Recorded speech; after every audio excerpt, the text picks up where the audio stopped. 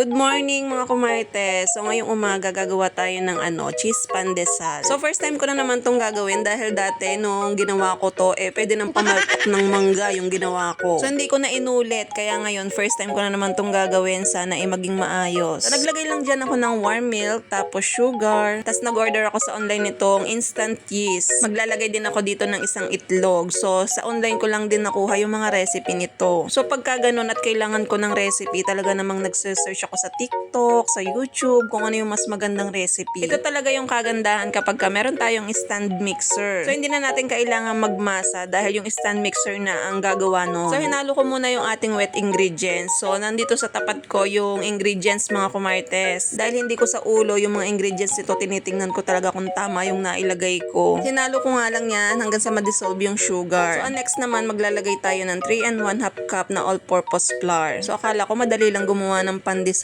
Bago mo nga kainin, syempre kailangan mong pagpaguran. Syempre kung gagawa kayo nito, kailangan talaga agahan nyo yung gising kasi matagal yung pagpapaalsa nito. So may 1 hour tayong pagpapaalsa tapos may 30 minutes pa. So maglalagay lang ako dito ng 1 teaspoon na iodized salt. So ayan, pagkatapos nyan, imimix lang natin to mga kumartes bago natin to ilagay sa stand mixer. Paano kasi si mother gusto daw niya ng pandesal. So ayan, pinagbigyan ko na. Masarap daw sa umaga, wari ko itanghali na namin to makakain. Anong oras na? Itong dough na to mga kumartes, pwedeng gamitin sa mga Spanish bread, ensaymada, sa mga pizza. So yung recipe nito, madami tayong pwedeng paggamitan. So ito rin yung gagamitin ko kapag gumawa tayo ng ensaymada. So bala ko kasi magtinda sa tindahan ni ate ng ensaymada. Syempre para maiba naman, 'di ba? Para hindi pa ulit-ulit yung tinitinda natin doon. So pagkatapos ko nga mahalo, ilalagay na natin dito sa stand mixer. So dito nga, depende na nga lang kung gaano katagal natin siya paiikutin kasi ang nakalagay doon 8 to 12 minutes. Pero syempre, depende pa yan kung papasa sa window pane test. So kapag ka-smooth na siya, tsaka elastic, tsaka pa lang siya pwedeng ilagay sa bowl para paalsahin. So lastly, naglagay ako dyan ng 2 tablespoon na oil, pwede ding butter. Para yung ating dough ay hindi magdikit-dikit dito sa ating bowl. Medyo matagal ko nga siyang pinaikot kasi hindi ko pa siya masyadong gamay yung stand mixer ko kung gaano katagal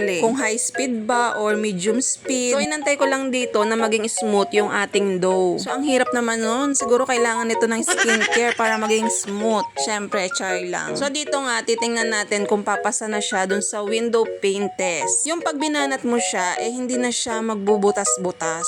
So kapag ka nagbutas-butas to, hindi pa siya pwede. So kung makikita nyo, hindi pa siya pwede kasi ayan hindi pa siya nababanat. Tsaka hindi pa siya ganun ka-smooth. So kailangan smooth yung ating dough. So dahil dyan, paiikutin pa ulit natin siya ng mga ilang minuto pa. So first time ko to mga kumartes, wag nyo akong i-judge. So kung mas maalam kayo sa paggawa ng bread, edi syempre mag-comment kayo sa comment section kung ano yung tama. Kasi ito naman ay first time ko lang. So bigyan nyo naman ako ng tips kung paano maging malambot pa itong ating dough. So dito nga mga kumartes, napansin ko na medyo smooth na yung ating dough, tapos medyo na siya, elastic na siya. So pwede na yan. Edi kung pumalpak, edi uulit na lang ulit. So nung college kami, ang ginawa namin nun, ensaymada. So hindi ko tanda kung nagpandesal kami nun. So kada nagbe-bake kami nun, iniuuwi namin sa bahay. Tapos pag kinakaon ako ng asawa ko nun sa school, binibigyan ko din siya. Nawala na kasi yung mga picture ko noon, ng mga nagbe-bake kami noon, tsaka hindi ko na pa-develop. So mga kumartes, pwede na to. Bahala na are kung pumalpak o hindi. Ay di kung matigas are, ay ipamamaltok na lang natin ng mangga. Tamang-tama, meron din sa kapitbahay. Tayo mamamaltok na lang.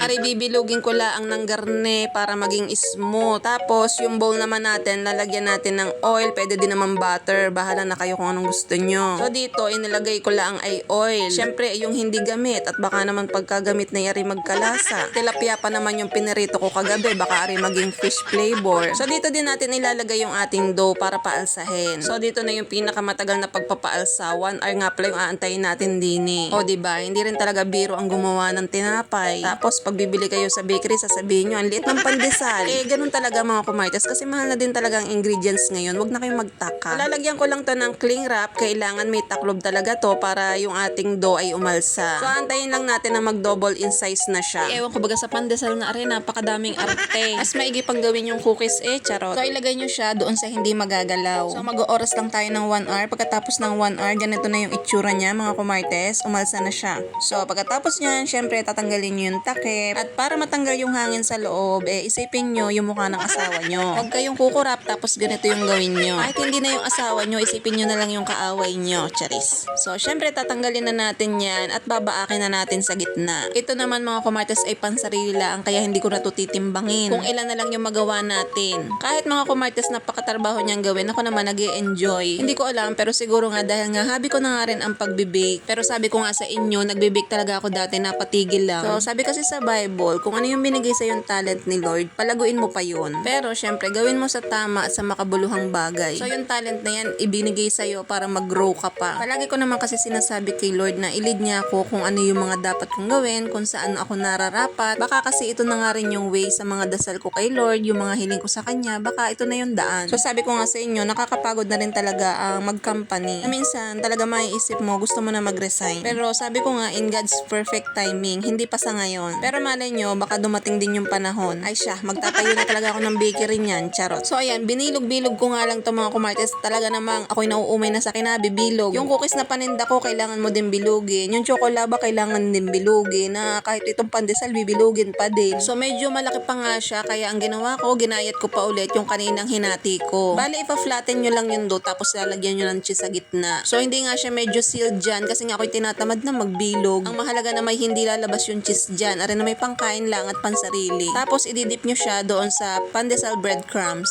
So alam nyo naman ako, tamad, kaya naman sa online ko na lang binili lahat dyan. Nagpatulong na nga ako kay mother na maggayat ng cheese, tapos sabi ko ilublob na rin niya sa breadcrumbs yung aming pandesal. Pagkatapos 30 minutes ulit ng proofing, ayan na siya, medyo umalsa na ulit siya. Pagkatapos ibibake na natin siya. So 180 degrees Celsius, 15 to 20 minutes natin siya ibibake. So nangangamoy tinapay na naman dito sa loob ng bahay. Pagkatapos niyan, ito na nga ang kinalabasan niya mga kumartes. Hindi pa siya ganun kasunog kasi nga pwede pa nating iinit-init yan. Pero tama lang yung kulay niya. At syempre, titingnan natin yung loob. Wow, ang ganda. Pwede na. Hindi na siya pamaltok ng mangga. So this time, maalam na tayong mag-bake ng pandesal. So ayoko nga lang talaga kapag gumagawa ng tinapay is yung ikaw pa yung magmamasa. So itong pandesal pwede natin lagyan ng butter para mas masarap lalo siya. So in fairness, bago kayo makakain ng pandesal, tanghali na. Charot. Tanghalian ko na rin mga kumarites. So ayun lang. Thank you for watching. Bye!